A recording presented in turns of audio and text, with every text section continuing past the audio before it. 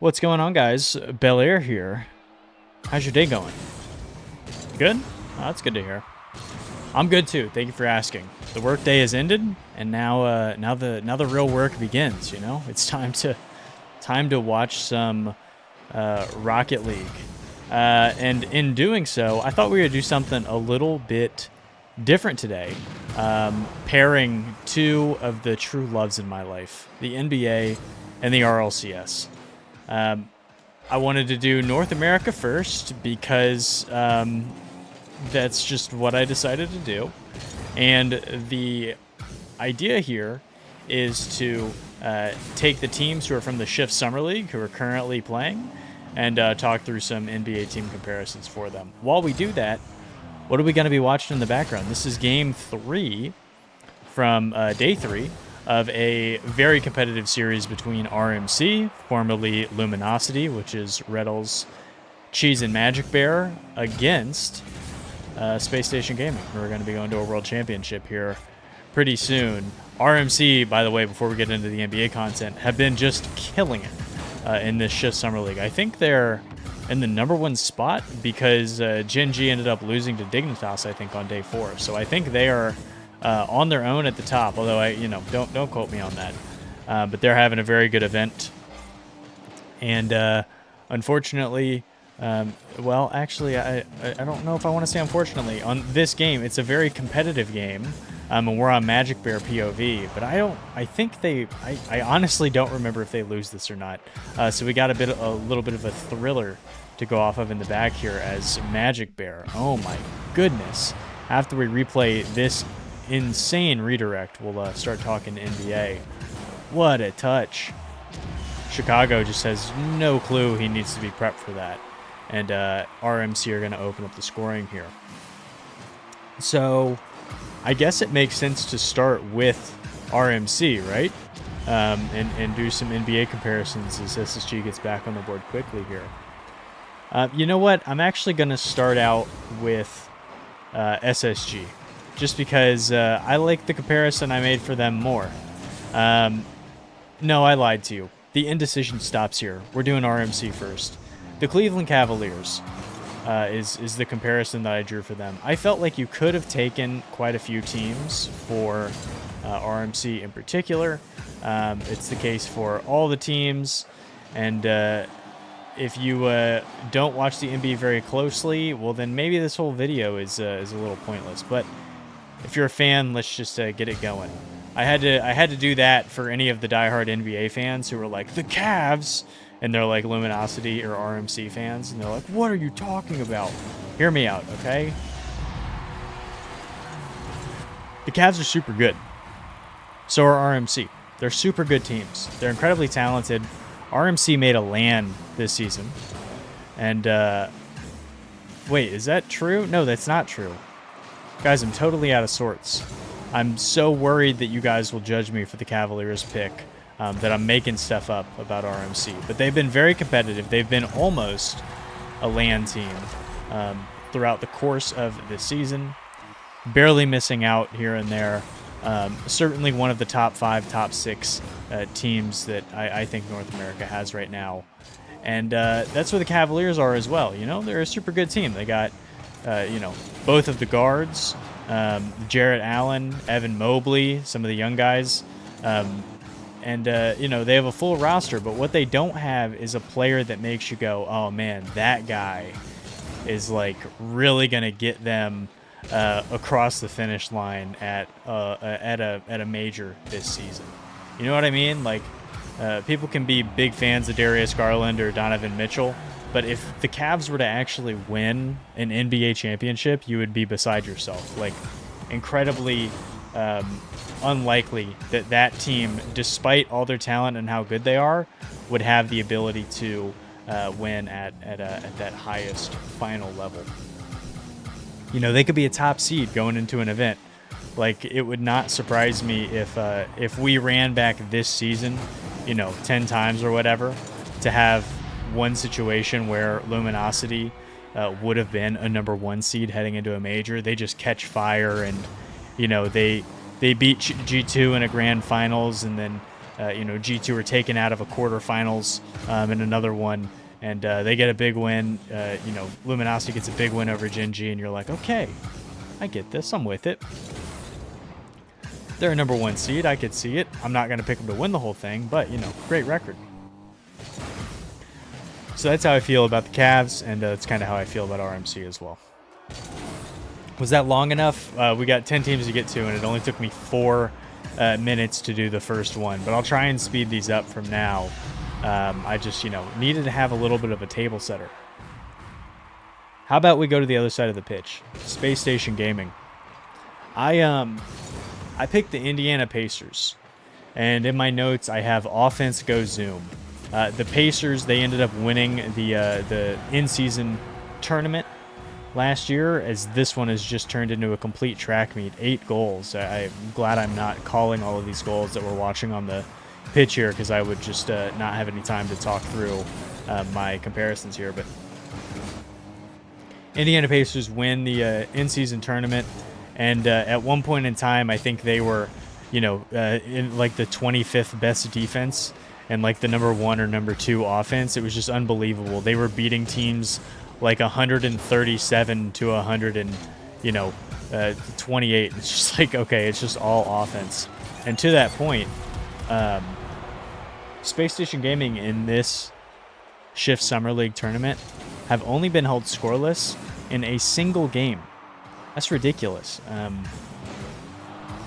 There's series where Gen G, for example, have been held to no goals in multiple games within a single series. As Magic Bear here, they're unable to get the job done, just too little too late. But 2-2 and 2-on-2 across the board from Magic Bear. Pretty incredible game from him. But to finish up quickly on SSG, only been held scoreless a single time over the course of this SSL tournament.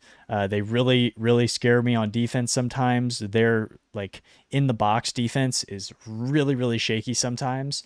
But I always know that SSG are going to get on the board, and it's yielded them a ton of wins. So with a full game down and 8 teams to go, let's hop over to another game here. And there's a chance we're going to wrap up the other 8 in one game.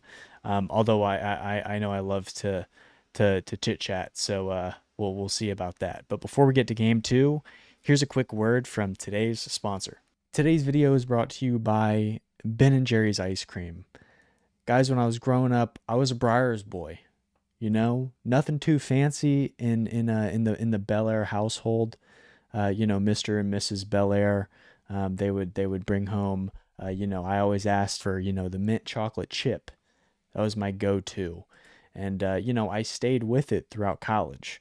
I was interning with the basketball team, and a lot of my time was going to that. So I didn't work enough shifts at the sandwich shop in order to, afford the Talentis and the Haagen-Dazs and the Ben & Jerry's of the world. It was Briars all the way. But once you try Ben & Jerry's, you just can't go back. They got so many flavors. I mean, we could talk about the Cherry Garcia. I got one of those sitting in my fridge right now. They got the old what's the Stephen Colbert one? It's like Americone Dream. It's got like waffle cone mixed in, some chocolate chip. That one's sensational as well. They have the chocolate chip cookie dough. You can't go wrong with that. But you know what? I don't think they have a mint. And you know what? Now I'm thinking this video might need to be brought to you by Briars, because if Ben & Jerry's doesn't have a mint chocolate chip, call me crazy. It might be my favorite ice cream flavor. But once we wrap up this video, I'm going to go have a nice little, a couple scoops of some Ben & Jerry's to tell myself congratulations for another video well done. So shout out to Ben & Jerry's for definitely real life sponsoring this video. Now back to the pitch. All right. From day 4 here, we have a little G2 versus Fun action, which was a 3-0 sweep, but all of the games were really competitive, including this game too that we're going to watch here from Daniel POV. Let me cross off RMC and SSG from this list. Let's talk about G2, why don't we? G2, I kind of cheated. I picked 2 teams. Well, did I cheat? It's my rules, and nobody knew before watching this video what the rules were going to be. But I feel like I cheated a little bit because I chose 2 teams. And I chose 2 really good ones. I chose the last 2 NBA champions.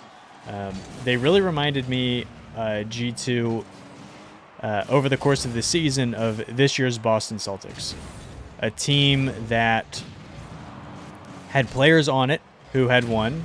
You know, Drew Holiday had won a world title previously as part of the Milwaukee Bucks. Has been a great player for a really long time. The whole Boston Celtics roster is incredibly competitive, and that showed throughout the season. G2 made every single grand finals. They went 8 for 8 over the course of the season, made all 6 of the onlines in both major grand finals, and were the front runners for most of the season within their quote-unquote conference, which, you know, NBA comparison, the Eastern Conference. Boston Celtics were the #1 seed. They had the best record. Their point differential was just totally out of bounds. I think at one point in the season, their point differential was like, you know, 11 points per game or 17 points per game. They were just blowing teams out and like sitting all of their starters, you know, as the third quarter ended. They just like weren't even playing Tatum in the fourth quarter. What a save by Daniel. And not only did they have the best record, but they ended up, even though they had a lot of young pieces who had never overcome that final summit before, they ended up putting it all together in dominant fashion and were able to win the London Major. They also remind me of the previous champions, the 23 Denver Nuggets, in this Shift Summer League. I think right now G2 are like 5-4, or like 5-5. They're very close to even, and they turned it up in the recent couple of days. But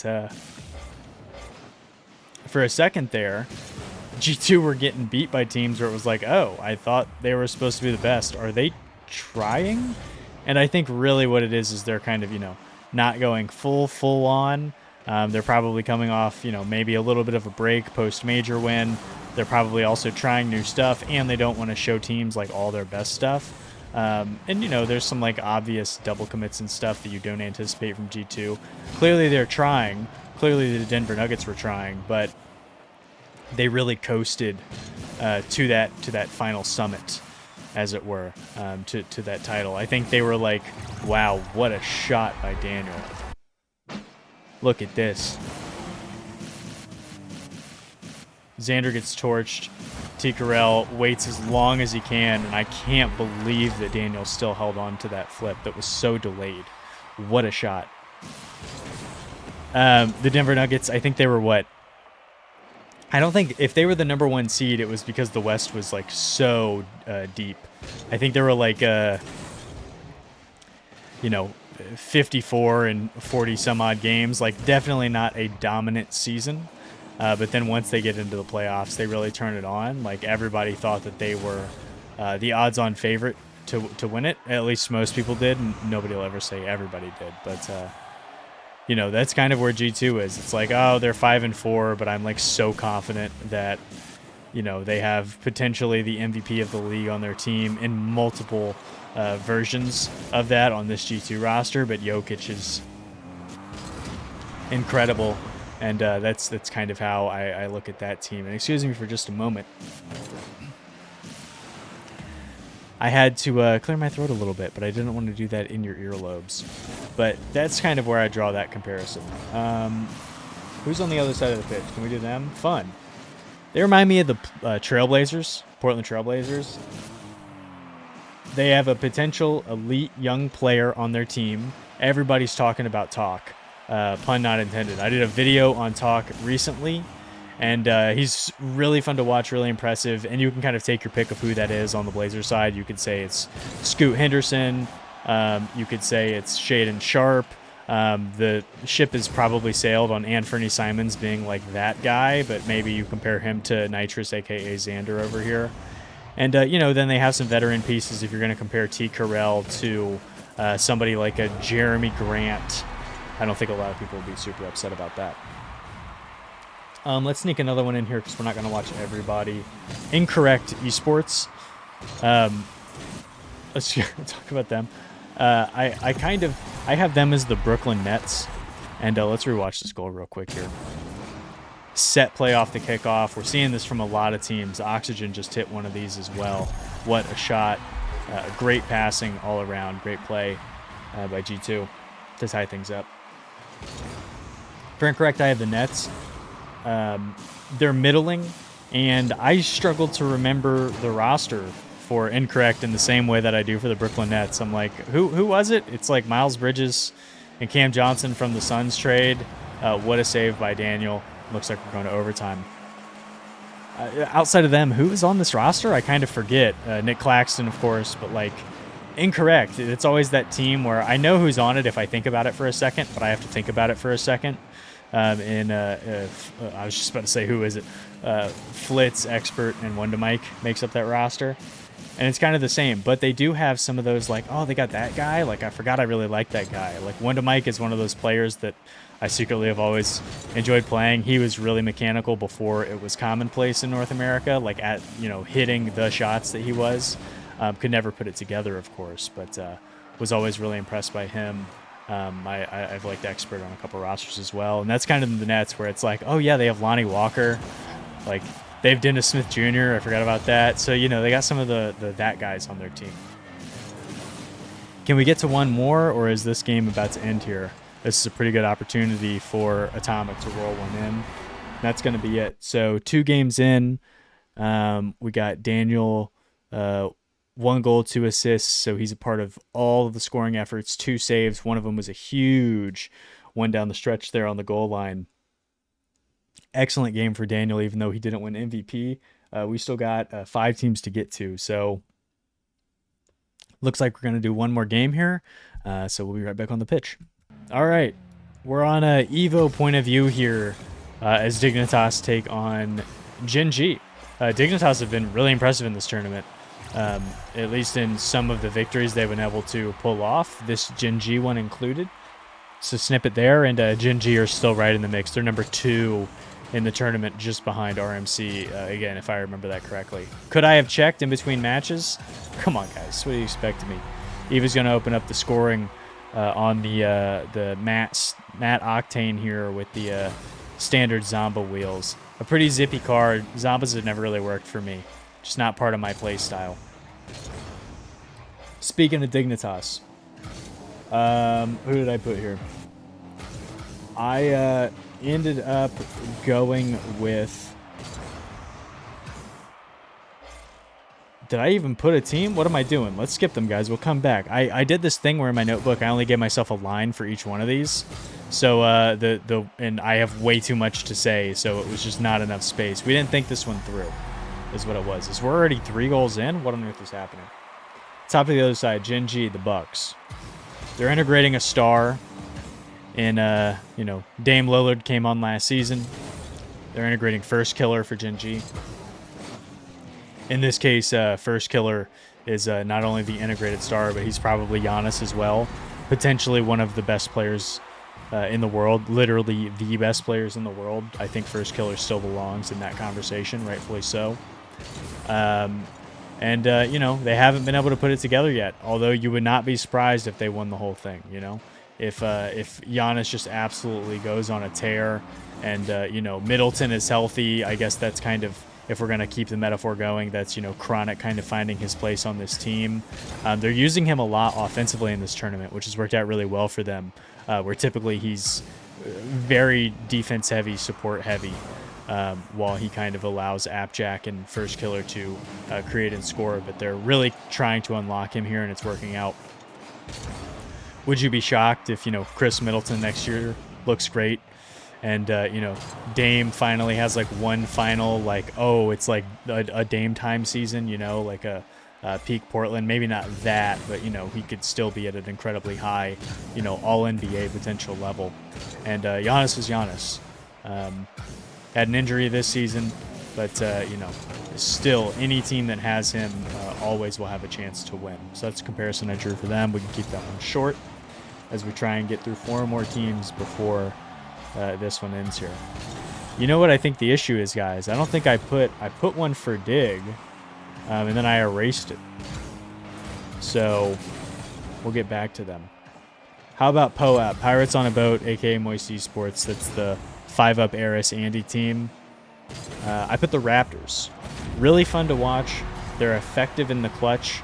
if you see them, you know, if you see the Raptors on League Pass and it's like a close game, they got a lot of guys who you would, you know, be interested in seeing, and they can always contend in those late games, but they struggle to score.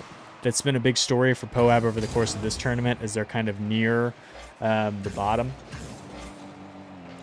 and that's kind of been something that has led to them losing quite a few series. You know, they have somebody who could be end up being a very good player, but I don't think he'll ever be one of the best in the world, at least as I understand them currently. That is definitely no slight on this player. There are very few players who get to be considered the best in the world. I feel the same way about Scotty Barnes as I feel about somebody like 5UP, where it's like, man, like, real gem of a player. I like what this guy can do. Isn't going to light the world on fire scoring, but there's so many little things he can do. You know, Scotty Barnes is so long. He's great defensively, great basketball IQ, and I feel the same way about 5UP. Just incredibly solid. I always trust him on the ball, and really good at getting his teammates involved. So that's my Pirates on a boat comparison. OG Esports. I put the 2012-2013 Celtics. Do you guys remember this team? It was back when Ray Allen had just left, right? He went to join the Miami Heat after they had lost to the Heat in the finals, I think, the year before in that 11-12 season. And Boston comes back. They still have KG. They still have Pierce. But they're at an older point of their career. They picked up Jason Terry, like in the offseason, if I remember correctly. And they still had Rondo as their point guard. So still a great team, like solid players. But, you know, their star players were definitely at a different stage of their career than they had been previously. That's kind of how I feel about this OG roster. Still winning, still at a high level. But, you know, J-Naps and Nolly might have seen their best playing days already. And the same for Com as well. Though I got to say, I feel like Com, I've really jumped back and forth on who I think is the best player on this OG roster. For a really long time, I thought it was J-Naps, but definitely in this SSL tournament, I think it's been Com. He just still has a level that I think would surprise most people who aren't watching him. Same goes for a player like Rettles, in my opinion. But you know, they contend, but they end up losing in the first round to the Knicks. To the Pablo Prigioni Knicks. I'm just kidding. To the Carmelo Anthony Knicks. The Tyson Chandler Knicks, if you will. And, yeah, that's kind of how I feel about OG. All right, we got 2 left in an overtime. Hopefully we don't talk too much over the end of this overtime, although I don't know how long it is here. Shopify Rebellion. Real quick, I put the Kings because it's kind of one of those teams, they're really, really good, but they're overlooked. Even on this, they make it all the way down to the 9th spot. I'm like, I'll talk about Shopify Rebellion eventually. And oh my goodness. No. Gingy, what have you done? Evo with the touch here is going to put it off the back wall, get the double, and Jack is going to redirect it right into Chronic, who's trying to rotate back post. You hate to see it. Evo, oh my goodness. 3-1 and 2 on 5 shots. So he's a part of all the scoring as well. Great game by Evo here. So let's try and finish up. Shopify Rebellion. They can score like gangbusters. That goes for both the Kings and Rebellion, but they don't really have the talent to win at that top level just yet. There's definitely a potential that they could. And then Dig, guys, I guess we're doing it on the fly. Let's think. Arsenal, Evo, and in this tournament, Zenil. Although we could use Stizzy if we want an example. You know what? The New Orleans Pelicans. How's that for an on the fly? They're trying to do a crafty rebuild, right? They pick up DeJounte Murray. The Pelicans do. There's a chance that they could still move off of Brandon Ingram. Although it seems like the market for BI is really low just because of what you have to pay him and what you need him to do for you offensively. Like, he's somebody who takes a high volume of shots, but he's not necessarily the most efficient player in the world. And he's really good at what he does, but he's not necessarily somebody who you want to be the fulcrum point of your offense. He kind of caps how good you can be if he's your best offensive player, especially if Zion is hurt.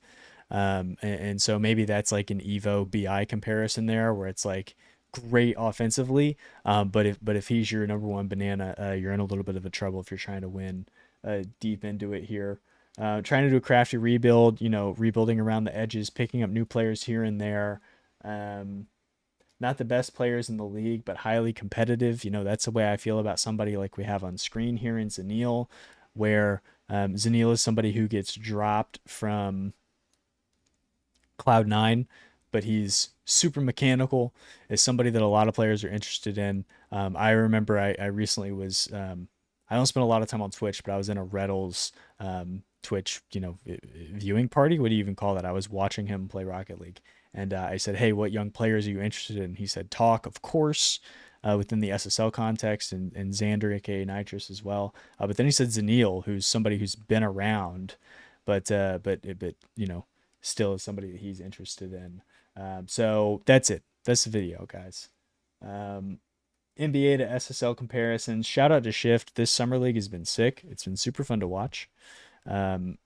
The hours are a little tough with the work schedule, so I haven't been live for a lot, but I've caught I would say almost all of it, most of it, when watching back on YouTube or what have you. So I'm really grateful for them. This is cool for us to be able to see these teams compete, try out new stuff, and help fill this long void that we have between the London Major and the World Championship. So shout out again to Shift for doing all of this. Hey, you know what? Shout out to you, dude, or dudette. I guess everybody can be dudes, but shout out to you for watching the video. I really appreciate you taking the time. I'm trying to be more grateful, identify, not like I'm ungrateful, but like try and be more cognizant of being grateful in my life. And I wrote about you guys, the collective you, last night. It's unbelievable that so many people have listened to me yap about Rocket League and the NBA. So thank each and every one of you for inspiring me to stay on this path. But all right. This is going to be a super long video. It's already not the style that we typically do. So if you made it all the way through, definitely let me know how you feel about this kind of content below. Would you like to hear more of it or not? Guys, thank you so much for taking the time and watching the video. And as always, until next time, take it easy.